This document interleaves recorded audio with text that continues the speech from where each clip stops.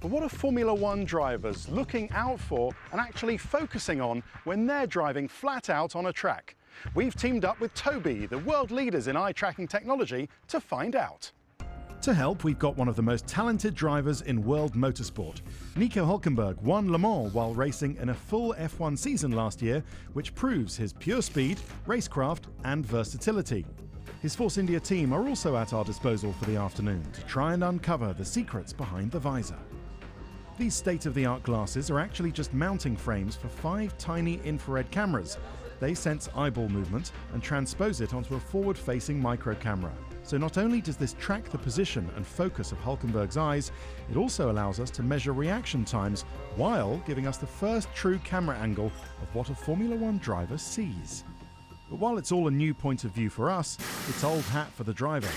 Do you ever think about or analyse what you're looking at when you're driving on circuit, or what you're looking for?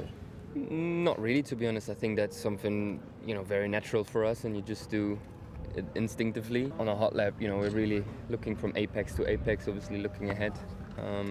But it will be interesting to see what happens, and there might be some surprises.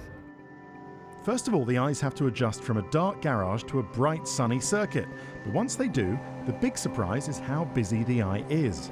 This is partly because the human eye has a relatively small focal point, so makes for a pretty lousy camera, but luckily the brain is a brilliant processor and fills in the gaps to create what we call peripheral vision.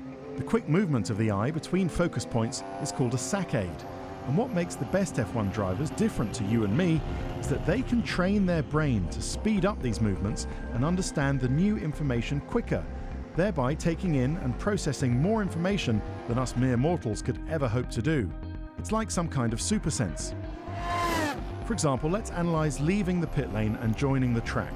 Nico instinctively checks the mirror, but it only takes him 100 milliseconds, what we know as a tenth of a second. This is approaching the shortest amount of time a human can look at something and take in the information he sees. On the road, you or I would typically need a minimum of half a second to look in our rear view mirrors and be able to recognise an object.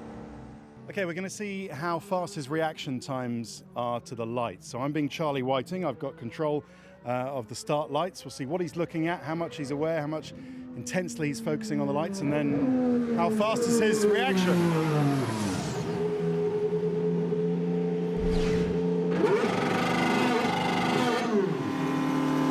Go! Sounded pretty fast to me. Let's have a look at that in closer detail. When red turns green, eye tracking data reveals that Nico's reaction time is near enough superhuman. He fixates on the red light, and when it changes to green, his reaction time is just under 100 milliseconds. That's quicker than a tenth of a second.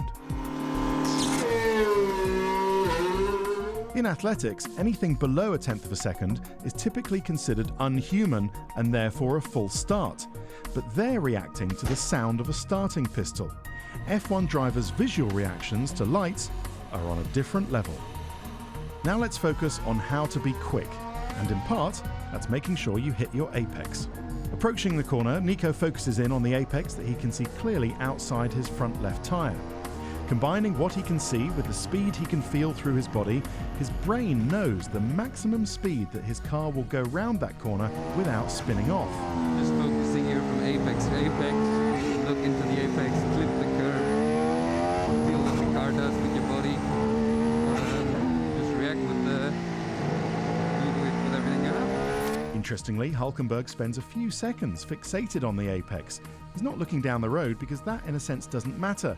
It's getting the corner right that gives good lap time. The other thing to note is how little he looks at his buttons, switches, instruments and steering wheel. Since the rev counter and dash display are at the bottom of his peripheral vision, Hulkenberg can take in all that information without specifically shifting his focus and still make all the complex calculations he needs to when driving. For example, coming into the pits, Hulkenberg looks for the very clear black and white pit sign that denotes the start of the pit lane speed limit. It's a quick left and then right, and then an automatic reflex to push the green neutral button. But what the eye tracking technology shows us is that he's not even looking at the button. What he's looking out for is the striped glove of the front left mechanic. That is his visual reference points for a pit stop or a quick nose change. When you consider all of this, it's understandable why the likes of Nico Hulkenberg seem relaxed and calm out of the car. While they might seem like chilled-out sportsmen, what they're really doing is just saving mental energy for what really matters when the visor comes down on a Sunday afternoon, and that's racing. Let's expand on what separates a good driver from a great driver, and talk us through the period from breaking point to apex. Yeah, it's not just, the braking process on its own, it's all a matter of feeling the grip, and then feeling the grip, feeling what the car does, and then reacting, with the slightest movements to it, with whether it's the steering, whether it's releasing the brake pedal a little bit, steering in a bit earlier, it's all these little things that we feel. Our body is our sensor, and that tells us then, okay, you have to adjust here a little bit, there a little bit, but it all happens, in a split second. And that's basically down to feeling and down to skill and talent, yeah.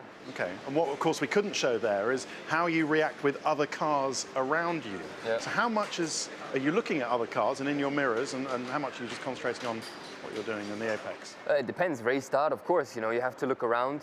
Obviously you focus to the front, but still in the mirrors and stuff, you kind of try to keep on tracking what's going on around you. If you have a car next to you, if you can turn in or not. Lots of stuff going on. That you really have to adjust and to react to. And some people might be surprised how little you can see out the front. And especially, you've got no chance of knowing, how do you know where your front wing is and your end plates are?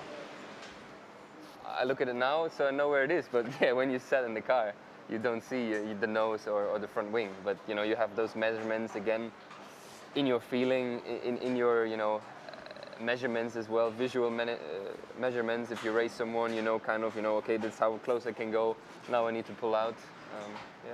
Well, Nico, thank you so much. It's a world first, and you're the first guy to do it. So thank you very much. It's been really insightful. It's been a pleasure.